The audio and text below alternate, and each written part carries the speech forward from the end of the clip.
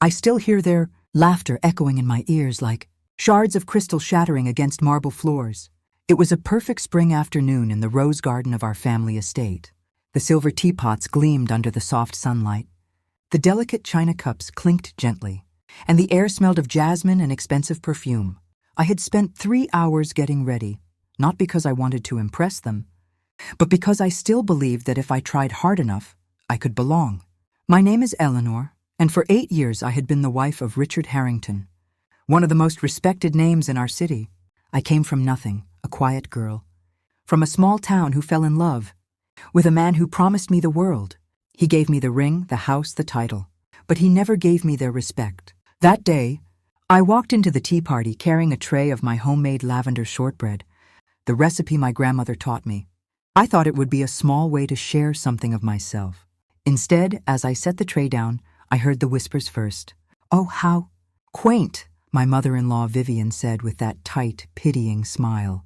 Then came the laughter, sharp, cruel, from the women I had called friends for years. Richard's sister Claire covered her mouth but couldn't hide the sparkle of delight in her eyes. And beside her sat Sophia, elegant, poised Sophia, who had been my husband's business associate for longer than I realized. They laughed at my dress, the one I had chosen so carefully because it reminded me of the gardens where Richard first kissed me. They laughed at my accent that still carried traces of my small-town roots. They laughed at how I still said please and thank you to the staff, like they were people, not furniture. But the worst part? Richard was there, my husband. He sat at the head of the table, swirling his scotch, and he laughed too. Not loudly, just enough, just a soft chuckle that told me whose side he was on. I smiled through it all. I always smiled, but inside, something deep within me cracked open.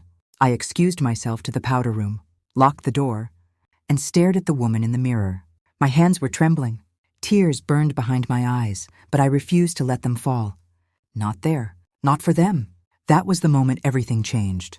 Because what they didn't know was that I had been quietly watching, listening, learning. For months, I had sensed the distance in Richard's touch, the secret glances between him and Sophia, the way Vivian looked at me like I was a temporary inconvenience. I wasn't the naive wife they believed me to be. I was simply waiting for the right moment. And that humiliating afternoon in the rose garden became my breaking point. And my beginning. I drove home that evening in silence, the laughter still ringing in my head. When Richard finally came back hours later, he didn't even mention it. He kissed my forehead like nothing had happened and went to his study. That night I didn't sleep. I sat in the dark living room with my laptop, going through years of financial records I had quietly copied. I wasn't supposed to understand them. They thought I was just a pretty face who hosted dinners and smiled for photos. But I had spent nights teaching myself, learning how the Harrington Empire really worked. The next few weeks were pure agony wrapped in elegance. I played the part perfectly. I smiled at family dinners. I laughed at their jokes. I even hosted another gathering, acting as if the tea party humiliation had never occurred. But every night I pieced together the truth. Richard wasn't just distant. He was planning to leave me. Worse, they all were. Vivian had already drawn up papers with their family lawyer to protect the estate. Sophia had been his mistress for nearly 2 years. They had mocked my background, my values, my love. In private group chats I eventually found through a forgotten tablet. The messages destroyed me. She still thinks she belongs here, adorable. Richard, when are you going to trade up? The shortbread was actually embarrassing. Each word felt like a knife. I cried in the shower so no one would hear. I screamed into my pillow until my throat was raw. I questioned everything, my worth, my choices, the love I had given so freely. But in the middle of that darkness, something shifted. The pain didn't break me. It forged me. I stopped being the quiet wife.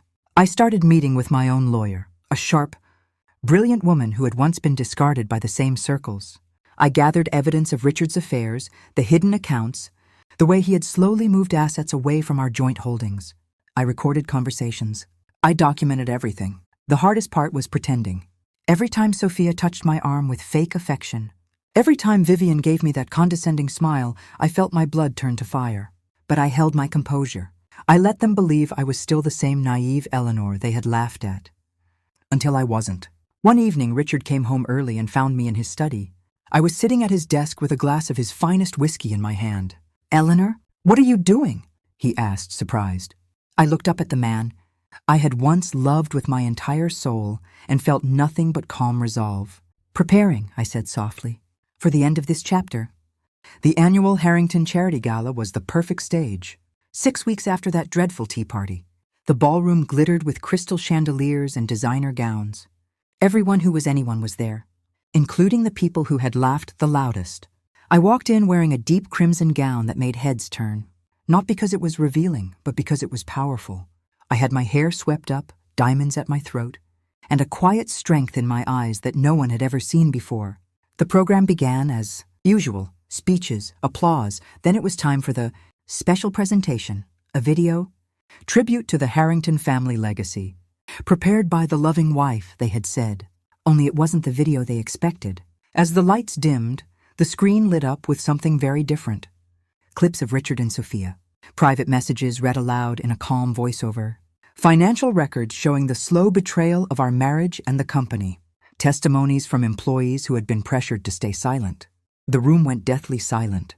Then came the final blow, a simple, elegant statement from me recorded earlier that week. I loved a man who promised me forever. Instead, I received laughter, lies, and humiliation. Today, I take back my dignity, my future, and what is rightfully mine. The Harrington name no longer belongs to those who destroy others for sport. Gasps rippled through the crowd. Vivian's face turned ghostly white. Sophia tried to slip away but was blocked by the crowd. Richard stared at me from across the room, his world crumbling in real time. Security escorted him out quietly. The board, already tipped off earlier that day, moved swiftly. By morning, Richard was removed as CEO. The family trust was restructured. And I, the woman they laughed at, now held controlling interest through the quiet investments and alliances I had made in the shadows. Sophia lost her position. Vivian's social circle turned on her faster than vultures. The same people who had mocked me now sent me flowers and invitations, suddenly desperate to be in my good graces. But I didn't need their approval anymore. Months later, I sat in the same rose garden where it all began. The laughter was gone. The only sound was birdsong and the soft fountain.